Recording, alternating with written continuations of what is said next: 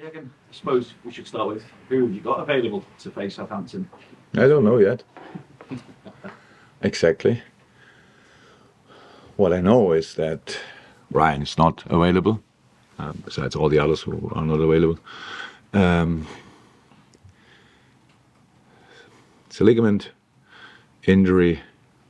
Could have been much worse, but bad enough for being ruled out for this game and next game. And yeah, we'll see.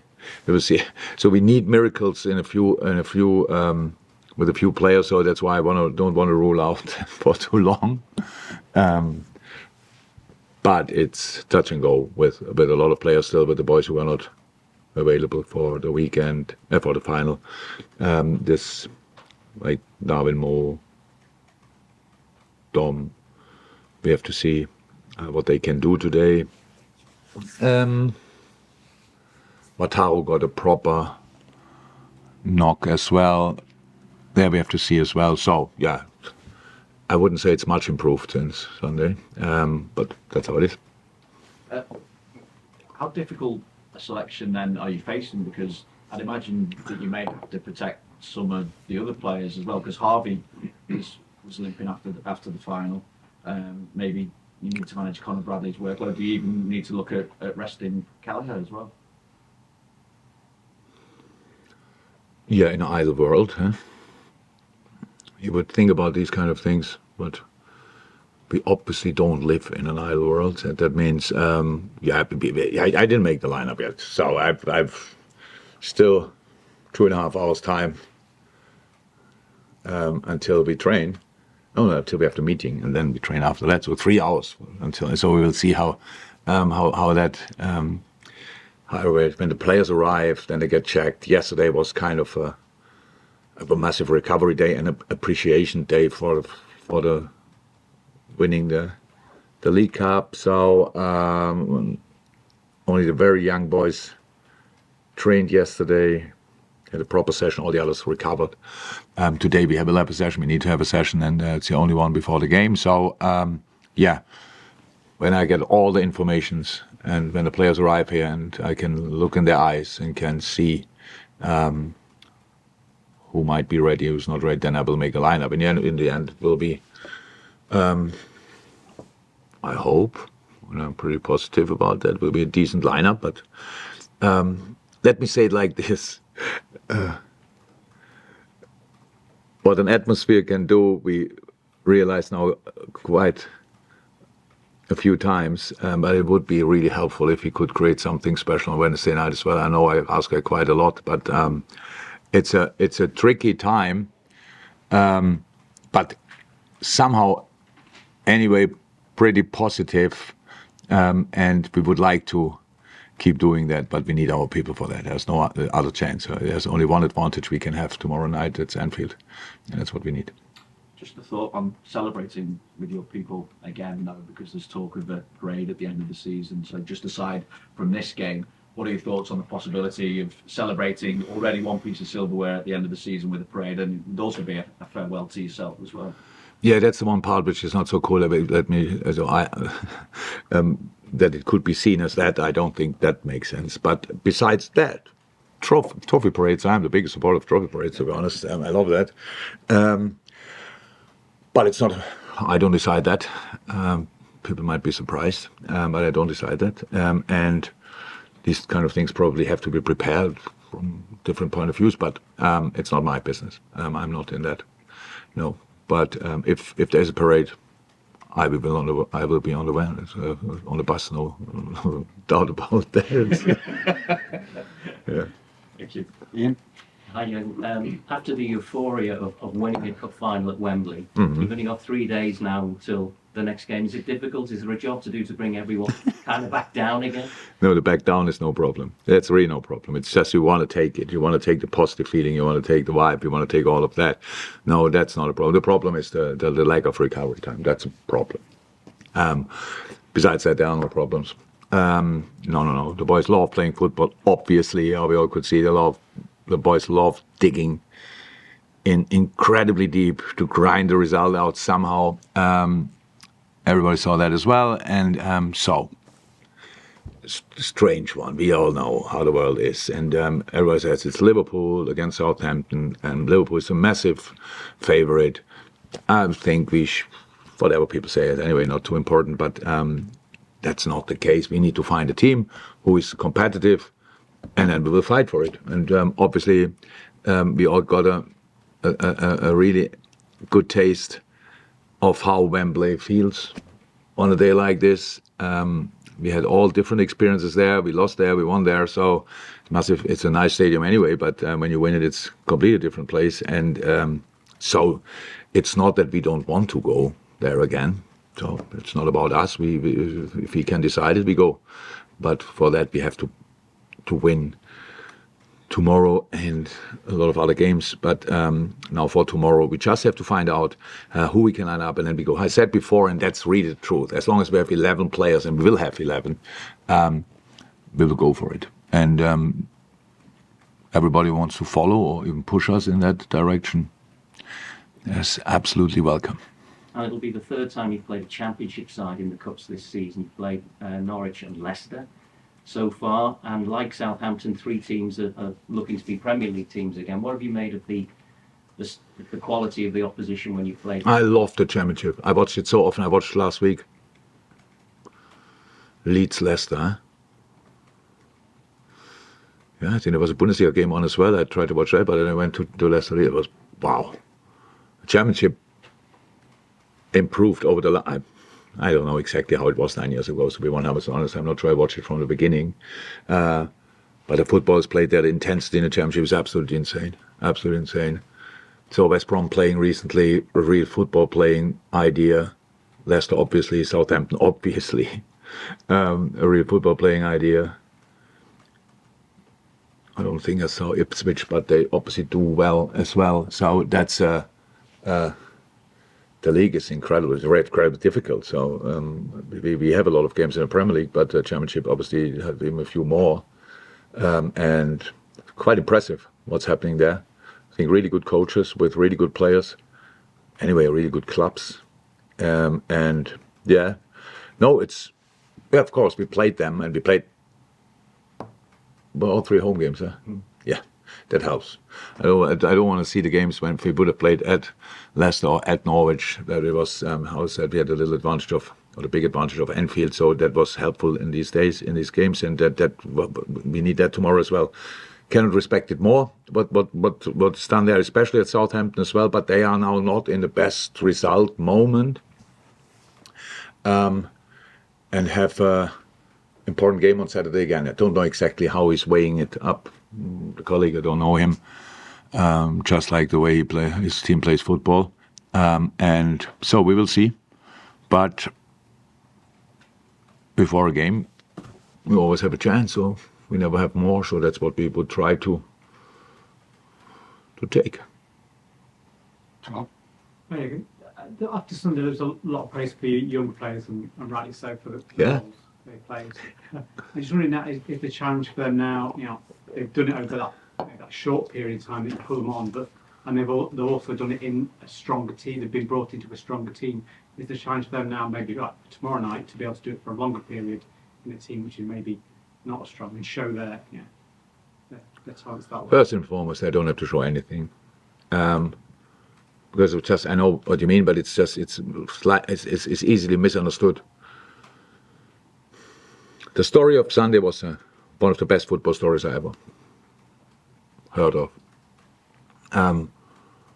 It's 100% right. Chelsea was younger than us, stuff like this, and that's a different project. But it's not about that, and it's not. We don't compare it. The public might do that. We don't do that. But our boys played in youth teams, U21, stuff like this, and only came up recently and trained with us for a long time, and that is the absolute nil experience, but a lot of talent, and they just showed that. And that's a situation we have to create for the boys. There's nothing. If you play more of them now tomorrow and from the start or whatever, then we'll have a look. And I don't know, as good as I thought after Sunday, that it would be horrendous. There's absolutely no pressure. All what these boys have to do is to really enjoy what they are doing. I've said they have to defend like men, otherwise you cannot play. but with the ball. The best thing in the best. I say when you are 35, you should play like a kid. Ideal world. No, they are not 35, obviously, but they should do that as well. And I saw that. I saw them doing that, and it obviously helped. It gave confidence. It gave so many things you cannot buy. You cannot. Usually need years for it to getting these kind of experiences. Now they had it in the flesh. So no, it's all good. Maybe how is that? I don't know, but it's possible that if a few of them have to start, that's absolutely clear. We don't know it yet, and if they do, they will do the job and they will enjoy. And then we all have to help them with celebrating the right things and not. I don't know what is the word for it. Not moaning about the wrong things. Yeah, so like, please don't do. Oh, that's horrible. 60,000 people. Oh. Yeah, and that's really not good. I can tell you, I played, and only 12,000 people when I played did that, and I felt it from here to my toes. That's not too cool. But besides that, we are really. It's a good moment. So it's actually a very bad moment because there's so many injuries and it's not good and stuff like this. But what we could do so far, and that's why I love the Luton game so much. That's why I love the game on Sunday night so much. We just ignored who we are missing. We just ignored it as much as we can, and just thought about how can we set up a team who is still difficult to play, and that's what we will do again, and then we will see. James? Yeah, have you got any clarity yet on Thiago in terms of time scale for him? Yeah, there's no time scale. Would you hope he would play again next No. season?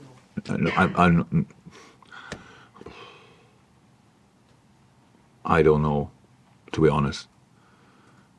So there are a couple of things, but it's what he has to do now from a medical point of view, and I don't know if that then will mean that he can play again. That's not a short-term thing. That's why I'm not really in the subject. So it's not that he might be in training in 2 weeks or stuff like this. So that's why I'm not 100% in it. No, cannot say more about it, to be honest. Is that his hip again? Is it the same? Yes. I'm not sure it's the same, but yeah, the region is the same. Yeah, and just on Stefan as well. You know, is he- Stefan is one of these things. I had lunch here and saw him training. I sat there and thought, why is he not playing? What? So he's obviously gaining fitness now. He's running around like, wow, he's doing everything, but not that. He didn't get green light yet for us for the team training, and there's nobody in this building who wants to hold him back. So there might be some reasons. He's pain-free, completely pain-free, which is obviously the most important thing. All checks we made, like scans again, bone looks good. That's all fine when he's just doing stuff he's doing. Now we have to make sure that in the moment when we use him again in normal training, because the difficulty of football is such a complex sport for the body. It's coming like that. Not only that you have to turn yourself, there's somebody else who turns you and jumps in you. You have to be ready for all these kind of things. You have to do it high speed, slow down in a split second and go again. These kind of things. We try as much as we can to do this in rehab sessions, but in the end, you cannot put in 10 other players or more to recreate a proper game situation. So that's where we are. But for me, he looks good, but how good I get told more. I cannot decide that. So and it's not. Nobody told me he will train this afternoon. By the way, he could anyway, not after this session. But no, nobody told me that he will be back anyway soon. What for the breakouts? No? Okay, well. Yeah, just on Championship, obviously Fabio Carvalho went out to Hull in January, doing really well, and Talamore. It's so good to see. I forgot, but the good football playing sides, by the way. I forgot Hull, but I saw them as well. It's really cool. And Fabio's doing really well. And Tyler is doing really well. I'm so pleased for them. It's massive. It's massive. And so nice to see Fabio completely confident again. Yeah, both are pretty dominant players. Playing pretty much in the center of a team, being quite a lot involved in a lot of moments. So it's really cool to see both. Development of both is fantastic. Really happy. Last one here. Yeah, Jürgen, guten Tag. and Glückwunsch on winning the Carabao Cup final. Thank you. Since the start Dankeschön. of the season, you've made 270 changes. Sorry. 270. Who counted that? In all competitions, more than any other Premier League club. How impressed are you by the depth of your squad and your players adapting to different matches and different scenarios? Actually, our squad is deeper than we thought before the season, to be honest. And we didn't think that we need to figure out how deep it is.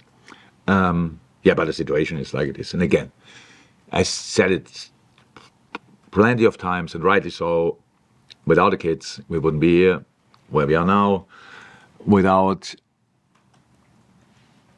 No, actually, the rest is quite normal because of the amount of games we had.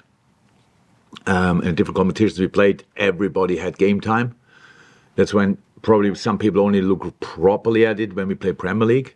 And they say, oh, he has to come on, but he might have played a week and a half ago, European League, 90 minutes, and then he's in good shape, he has rhythm, all these kind of things. So that helped the most, that we shared game time from the beginning so that everybody could have kind of rhythm. And that's why I'm more than happy with the squad. That would be cool if it would be now a bit deeper, but it's how it is. And we have to deal with it, and we do. It's really like that, and you realize it anyway. And yes, we won 2 days ago a final, and that's obviously gives you some positive thoughts as well. But it's really like that even before the game, in a very tricky situation. Because of the mood in the dressing room, we were really positive. Of course, we could have lost that final. We are not blind. We saw the chances. We saw Queef saves, stuff like this. That's clear. You can lose that, but that was always clear with each team. You can lose the final against Chelsea, and we could have lost it that day. But the general feeling around is positive because for whatever reasons we cannot change it anyway. We have just to play the games, but we don't play the games for being part of. We want to win the football games in any way possible on that day. And now we have to find a way to win the next one.